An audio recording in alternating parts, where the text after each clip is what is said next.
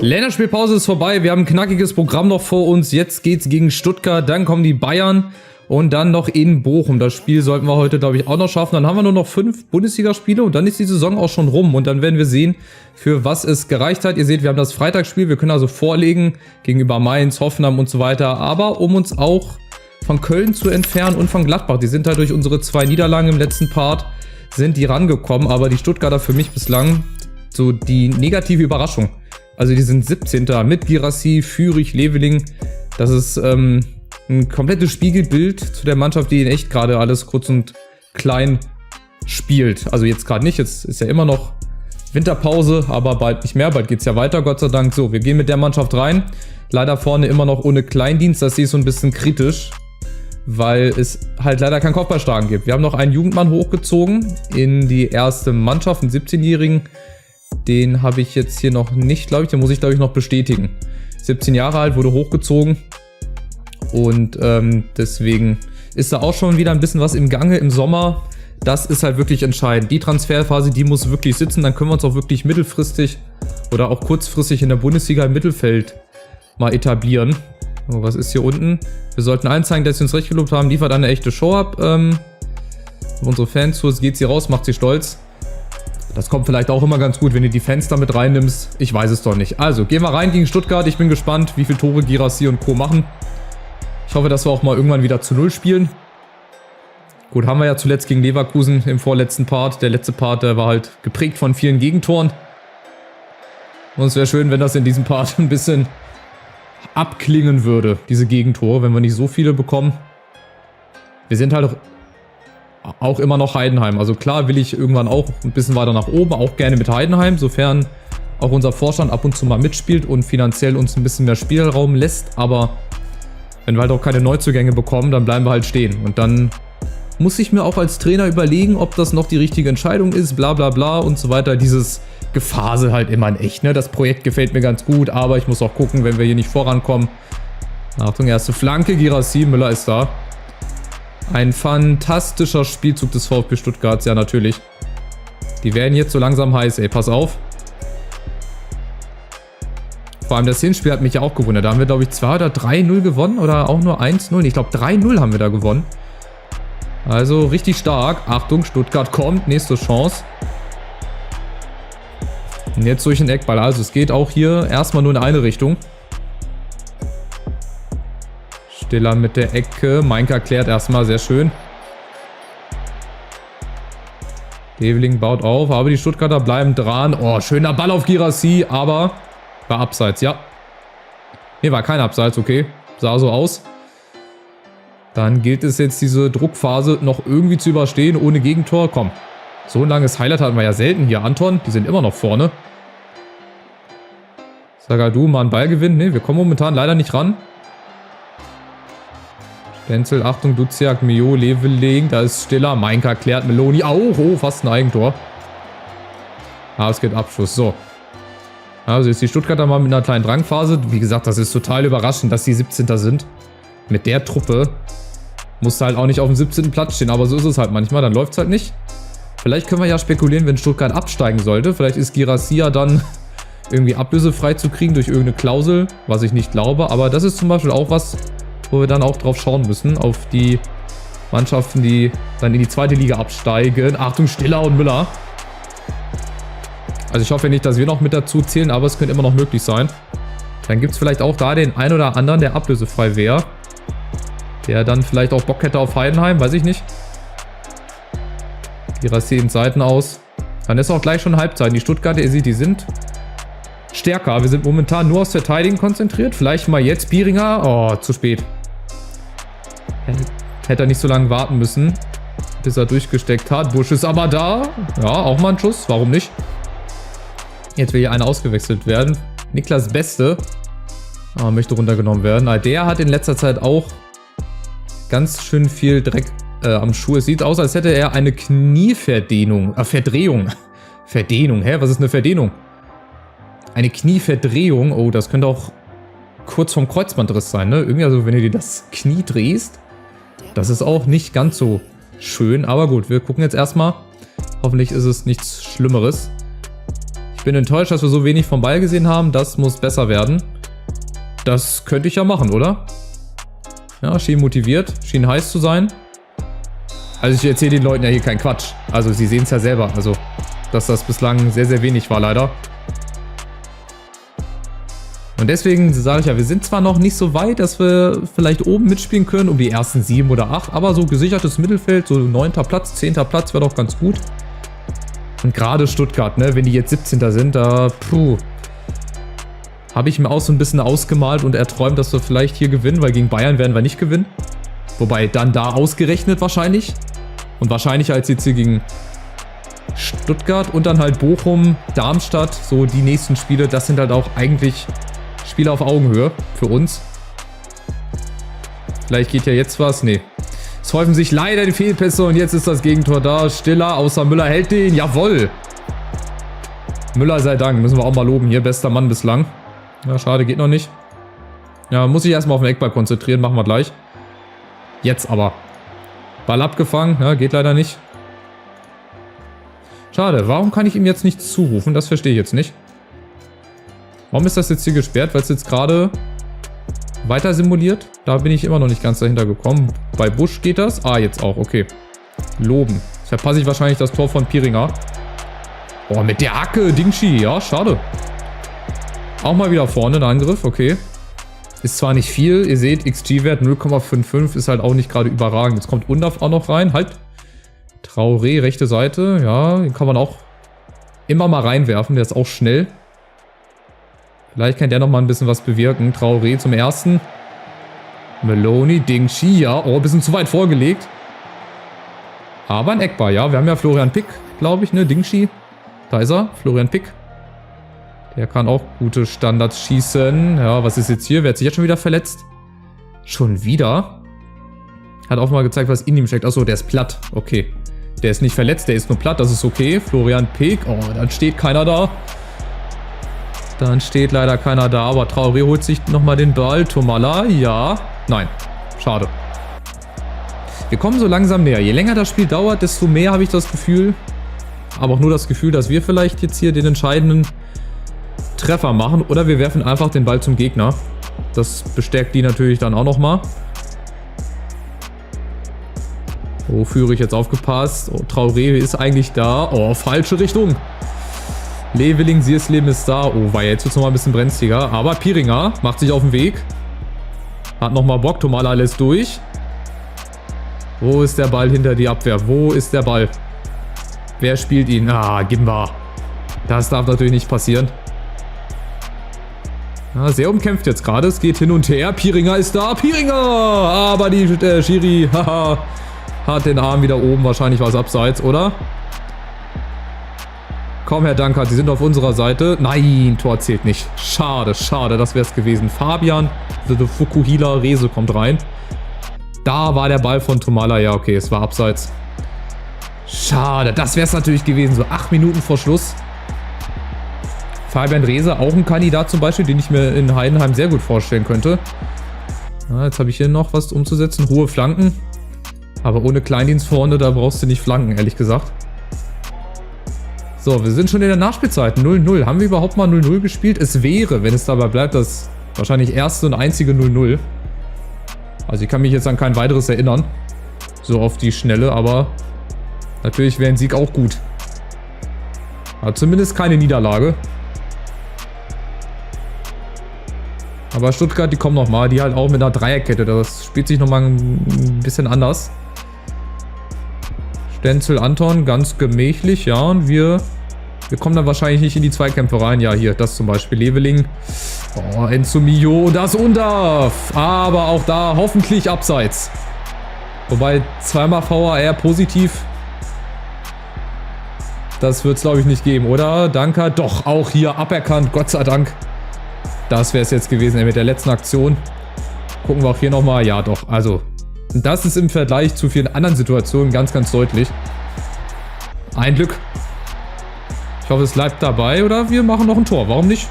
Last-Minute-Tor haben wir in Augsburg auch gemacht.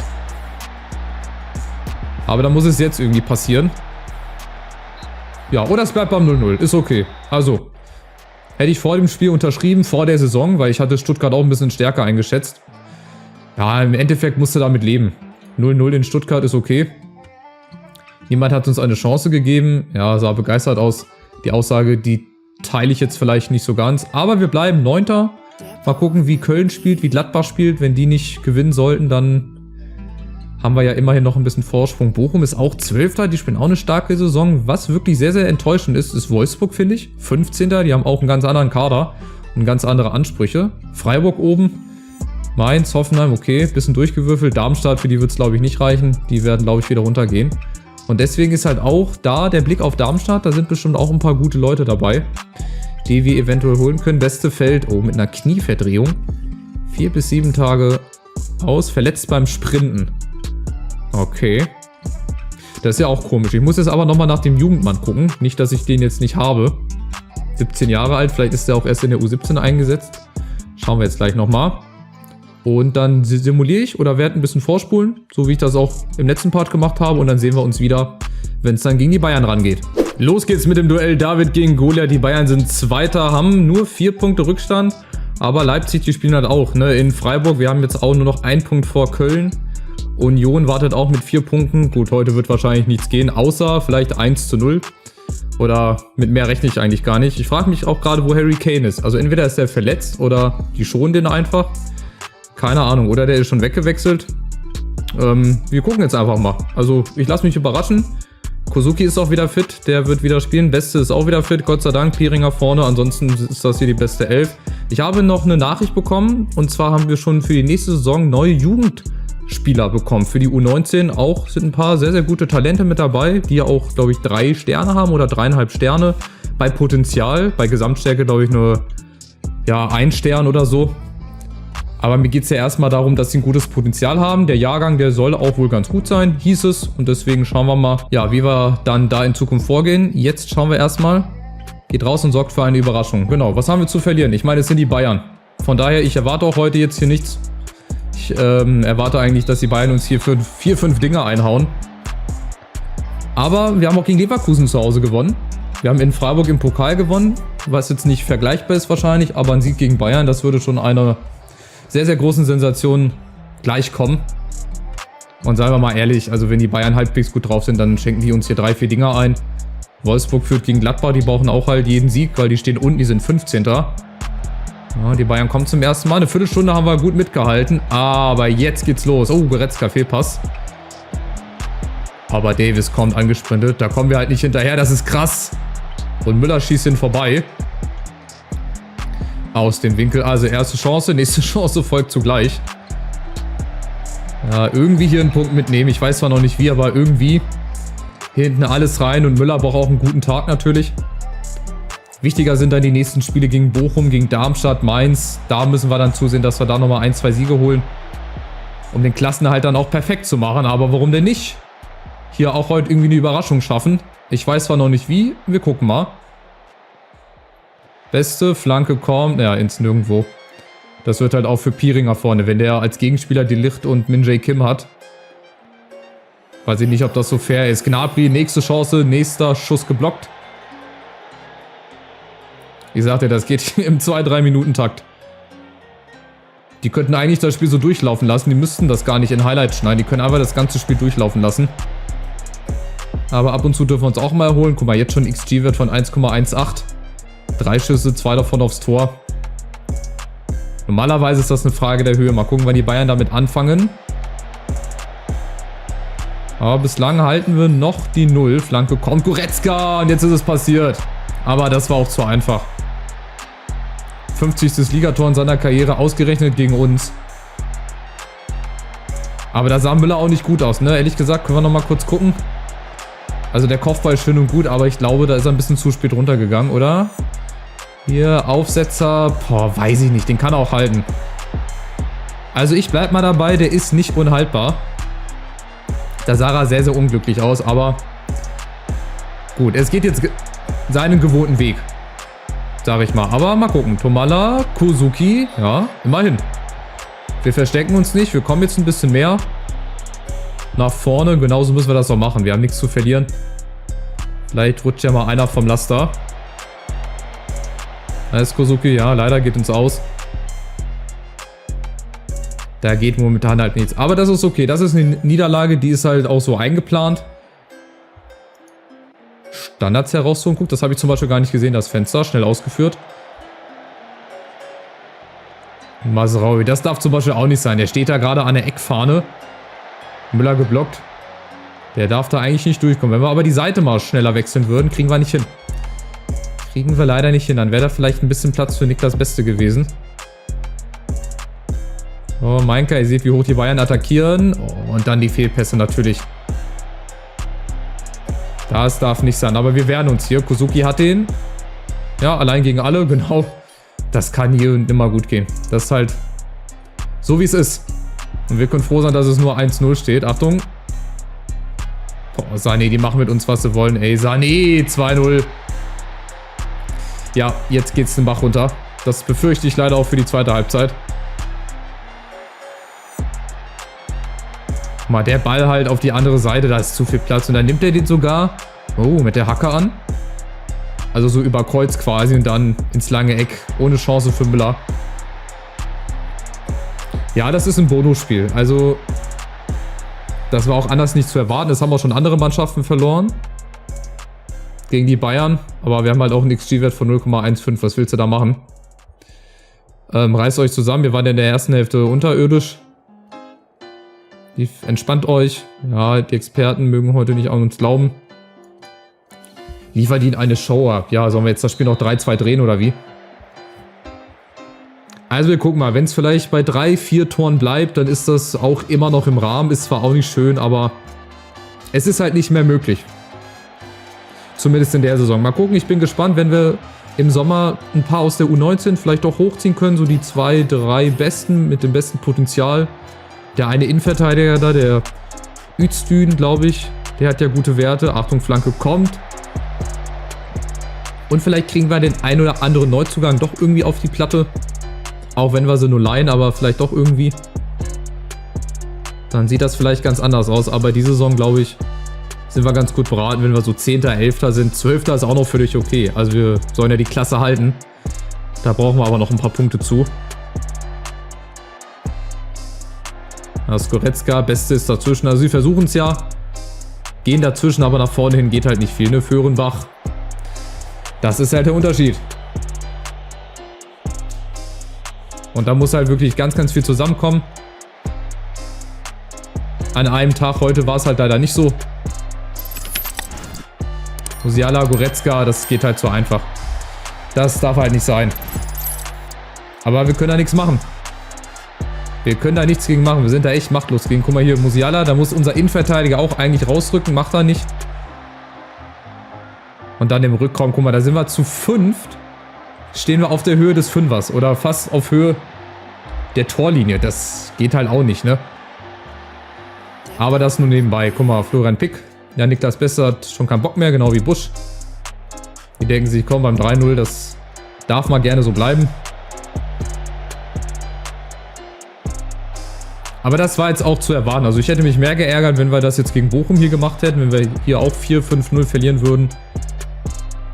Aber gegen die Großen der Liga, da kannst du halt nicht mithalten als Heidenheim. Noch nicht. Mal gucken, wie das in 3-4 Jahren ist, wenn uns dann mal ein Scheich oder so ein bisschen Geld zufließen lässt. Weiß ich ja nicht, ob das hier möglich ist oder ob man mal im Lotto gewinnt oder wir auf irgendeine Geldquelle stoßen. So hinterm Stadion oder so. Ja, und Coman jetzt mit dem nächsten Tor. Nee. Also, es geht weiter hier. Duziak für Gimba. Der hat wahrscheinlich auch da gar keinen Bock mehr drauf, aber wir machen's, weil der Co-Trainer uns das vorschlägt. Wenn wir nicht sagen, nee, ja, es geht viel zu einfach. Und es geht ja auch jeder Ball jetzt rein, ne?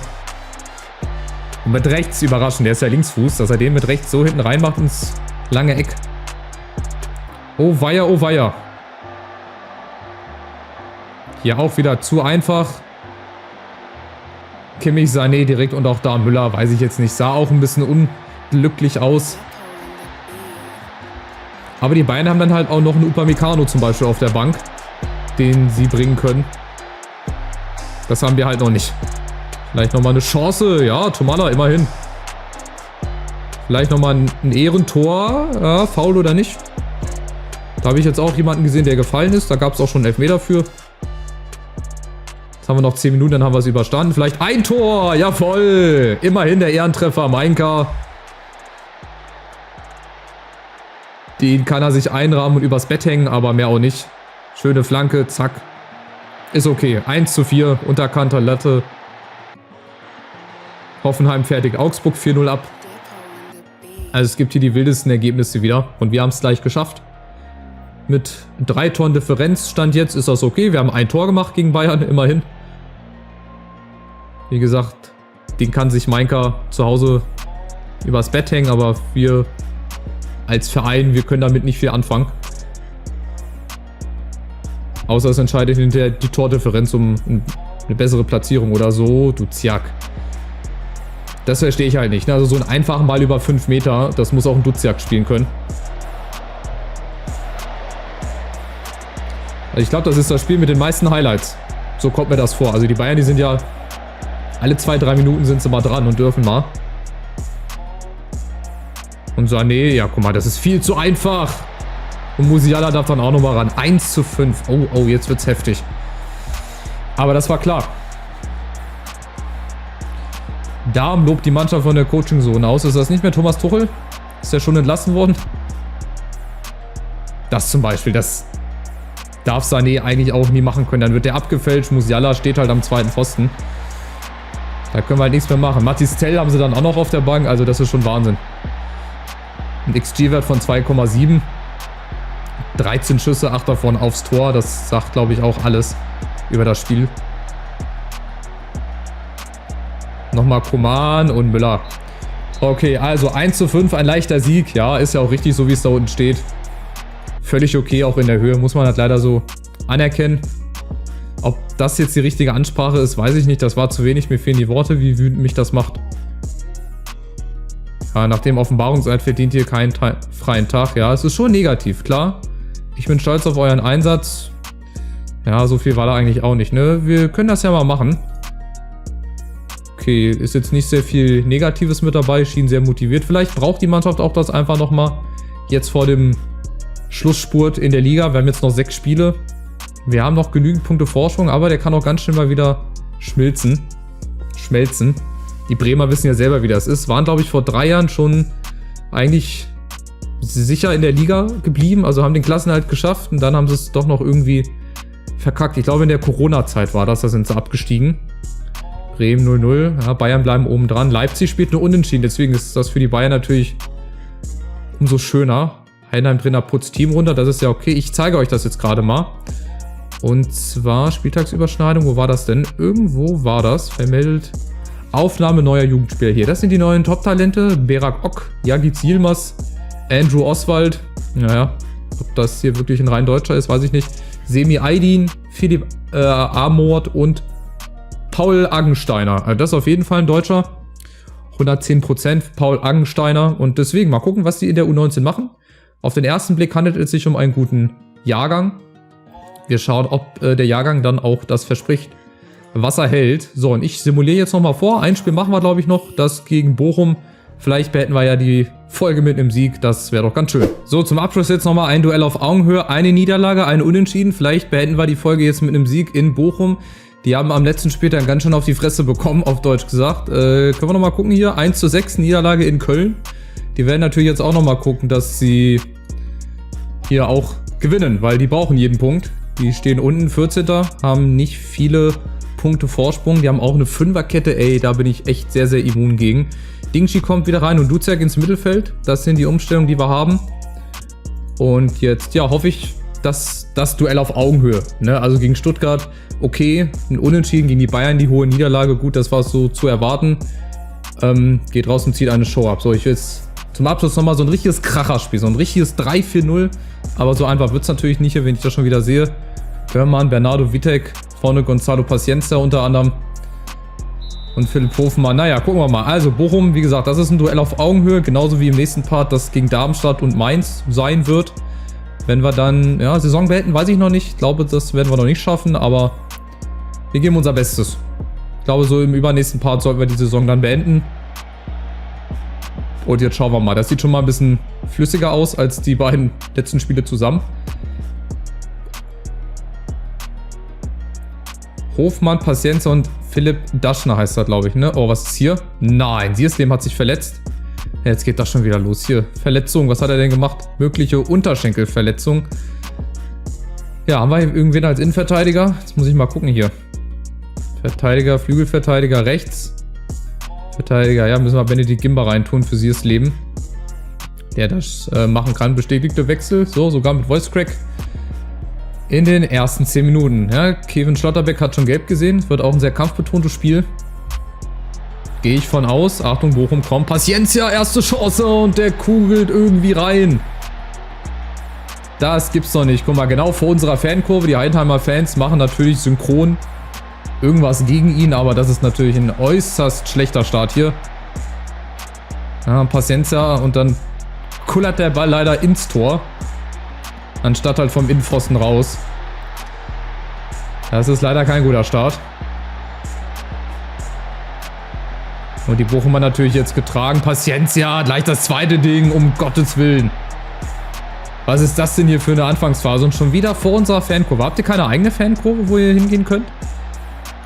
Lass mal die gesamte Mannschaft jetzt maßregeln. Hier, also das geht mir ein bisschen zu einfach. Guck mal, ein Doppelpass hinter die Abwehr. Paciencia, das ist ja überhaupt nichts. Und dann Hofmann in der Mitte. Also wie gesagt, gegen Bayern okay, aber gegen Bochum, bei allem Respekt, ein Duell auf Augenhöhe, bei so einem Spiel hast du halt immer, ne? Vielleicht schwinden jetzt so ein bisschen die Kräfte und Beste schießt am Tor vorbei. Ob jetzt gerade am Ende der Saison, ob wir da so ein bisschen Lehrgeld auch zahlen? Ich weiß es nicht, aber wir sind halt auch noch nicht gerettet. Das ist auch das Problem. Sonst würde ich sagen, okay, das ist zu verkraften. Nächste Chance von Tomalla. Hoffenheim führt gegen Mainz. Bei uns kommt Beste, Mainka. Ne, der kommt auch nicht an jeden Kopfball ran. Ja, bitter, bitter. Dazu noch Siersleben verloren. Oh, da werden einige Fans natürlich... Was ist das jetzt hier? Oh, eine Fingerverstauchung. Das restliche Spiel fit zu halten. Ja, okay. Vertraue ich mal. Also wenn wir ihn nicht auswechseln müssen, dann würde ich ihn auch drin lassen. Ich finde den schon ein bisschen stärker als Vitus Eicher, ehrlich gesagt. Was haben wir jetzt hier? Standards herausholen, jawohl. Wir sollten Gonzalo Paciencia pressen. Das sollten wir auf jeden Fall, besonders in der zweiten Halbzeit, wenn wir hier noch irgendwas mitholen oder mitnehmen wollen. Aber wir laufen auch hier wieder nur hinterher. Das ist echt schade. Ich hatte mir echt ein bisschen mehr ausgemalt. Ist ja noch viel Zeit, aber mal gucken. Da muss jetzt schon einiges passieren. Daschner, Paciencia. Vielleicht muss ich auch ab nächste Saison mal eine andere Formation irgendwie spielen lassen. Hofmann, oha. Vielleicht ist der 4-2-3-1 nicht das, was halt in Hoffenheim funktioniert, wollte ich gerade sagen. In Heidenheim funktioniert. Vielleicht doch einfach ein klassisches 4-4-2. Beste nochmal. Also Chancen sind ja da. Gar keine Frage, aber es fehlt das Tor. Es fehlt so ein richtiger klassischer Torjäger, so wie Kleindienst. Davon haben wir halt leider keinen auf der Bank. Das ist echt schade. Somit liegen wir hier auch 2-0 hinten, obwohl wir eigentlich gar nicht so schlecht spielen. Aber trotzdem ist das natürlich sehr, sehr schade. So. Wasserflasche werfen. Und vielleicht hier das hier sagen. Schien an mangelndem Selbstvertrauen zu leiden. Schien das Selbstvertrauen zu verlieren oder das Vertrauen zu verlieren. Naja, soll ich sie mit Samthandschuhen anfassen und sagen, ach ja, und komm. Weiß ich nicht, also. Aber gut, vielleicht sind sie so vom Charakter her, ich weiß es ja nicht, auf jeden Fall. War das schon okay, also ich glaube, man darf seine Mannschaft auch mal zusammenfalten und mit den Spielern hart ins Gericht gehen, weil das war ja wirklich nix. Also ich meine, die Gegentore, die sind auch wieder zu einfach gefallen. Aber wenn es denen jetzt natürlich an Vertrauen mangelt, dann wird die zweite Halbzeit wahrscheinlich genauso wie die erste sein. Und auch werden. Da ist Hofmann, nächste Chance. Tja, bitte, aber Bochum sieht das natürlich auch als Chance, ne? Wenn die gewinnen, dann können die sich von unten mehr absetzen. Dann haben die wahrscheinlich auch schon fast den Klassenerhalt geführt, weil da unten die Mannschaften, die gewinnen ja auch irgendwie nicht. Also Bremen, Wolfsburg, die tun sich ja auch schwer. Stuttgart sowieso, Darmstadt. Halt, Wechsel. Bringen wir Traoré rein. Nächste gelbe Karte. Aber da geht auch nicht viel leider momentan. Schade, schade. Das war so in den letzten Spielen so ein bisschen an unserer Leistung. Ja, dass die Leistung nicht mehr so gut ist. Einfach, dass das so ein bisschen abgeflacht ist. Von den 3 Siegen in Folge, die haben uns wahrscheinlich nicht gut getan, weil danach war halt nicht mehr viel.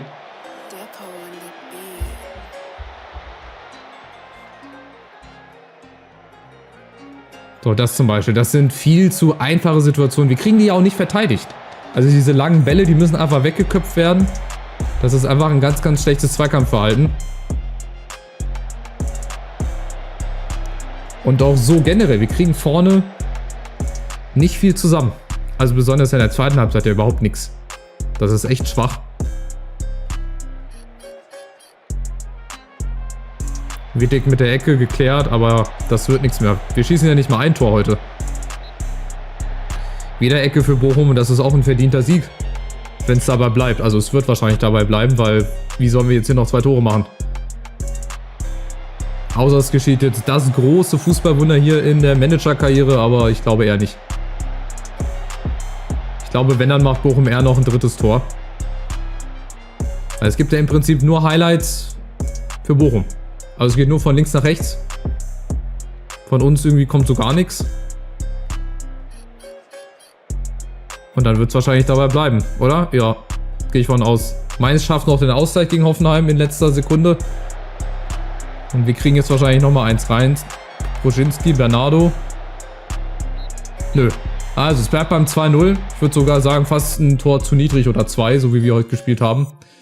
Das war zu wenig, mir fehlen einfach die Worte. Jetzt sind sie auf einmal wieder motiviert. Das verstehe ich nicht. Aber in der Halbzeit noch, oh nee, wir haben kein Selbstvertrauen, das verstehe ich halt nicht. Bisschen komisch. Schade, wir waren mal 9. Ne? Wir hatten auch ein paar Punkte Vorsprung, waren eigentlich nah dran, aber wie gesagt, das war Träumerei. Ich glaube, hier in der Region, da sind wir schon ganz gut aufgehoben. Wir werden wahrscheinlich auch noch ein paar Plätze verlieren. Bremen, wenn die jetzt auch noch anfangen zu punkten in Leverkusen. Also so ganz gerettet sind wir noch nicht. Es sind zwar nur, oder es sind 8 Punkte, das sind auch 3 Spiele, die Bremen dann erstmal aufholen muss. Also direkt absteigen werden wir nicht mehr, dazu ist der Abstand einfach zu groß. Aber Relegation ist halt auch immer noch möglich. Jetzt haben wir Siersleben verloren, Muskelfaserriss in der Wade. Lassen wir mal den Physios. Ja, Gonzalo Paciencia auch Namen, die bei uns bestimmt auch richtig gut funktionieren würden. Und jetzt kommt Leipzig als Tabellenführer. Jetzt kriegen wir wahrscheinlich die nächste Klatsche. Oh, oh, oh. Da müssen wir echt gucken. Apropos Klatsche hier, die Eintracht ist auch gegen Stuttgart unter die Räder gekommen. 5-1. Damit kannst du halt auch nicht rechnen, ne? Das sind halt auch so Sachen, die kannst du vorher nicht planen. So, jetzt haben wir noch Leipzig-Darmstadt. Vielleicht mache ich im nächsten Part nur 2 Spiele. Dafür nehme ich euch in der Woche ein bisschen mehr mit und mache dann die 3 Spiele zum Schluss. Oder ich mache 3 Spiele, die beiden zum Schluss und dann noch ein bisschen Saisonabschluss. Das muss ich mir nochmal überlegen. Also, nächster Part. Da können schon einige Entscheidungen feststehen. Bayern ist jetzt Tabellenführer erstmal. Leipzig spielt ja noch. Wir spulen jetzt mal den Spieltag vor, dass wir den hier komplett haben. Und dann gucken wir auch nochmal drauf. Da war gerade noch was im Social Feed. Irgendwas mit 4-2-3-1. Ja, einfach vorher gehen. Komm, Sonntagsspiele nochmal rumkriegen. So, Spieler der Woche ist Enzo Mio. Wir haben noch ein Live-Spiel gegen Darmstadt. Okay. Live-TV-Übertragung. So, simulieren, simulieren. Dortmund gewinnt 4-0. Leipzig gewinnt 3-2. Ist wieder Tabellenführer. So sieht's aus. Bochum ist 12. Das ist eine sehr, sehr enge Kiste da im Mittelfeld. Wir sind aber in der guten Ausgangsposition. Sebastian Aller, auch ein klasse Spieler. Social Feed. Da war irgendwas mit 4-2-3-1. Darf ich da mal kurz reinschauen? Irgendwie. Bin stocksauer, schockierend, total schockierend. Ja, ein ganz normaler Tag im Leben eines Heidenheim-Fans. Seufzt. Ja, man bringt nichts. Wir müssen das abhaken. Genau. Schockierend, total schockierend. Hier, 4-2-3-1 breit, gleich hoher Unterhaltungswert. Ja, aber nur wenn es gegen uns ist. Unsere Spieler wollen diese Formation nicht. Sie brauchen Unterstützung. Ja, vielleicht, wie gesagt, 4-2-3-1. Habe ich mich dann doch ein bisschen überschätzt, will ich nicht sagen. Ich meine, es hat ja geklappt. Wir sind 10. Also irgendwas muss die Formation ja gebracht haben. Naja, also jetzt aber bis zum nächsten Part. Lasst einen Daumen nach oben da, wenn euch das Video gefallen hat. Kostenloses Abo, Glocke aktivieren, um die nächsten Parts nicht zu verpassen. Also, macht's gut. Ciao, ciao.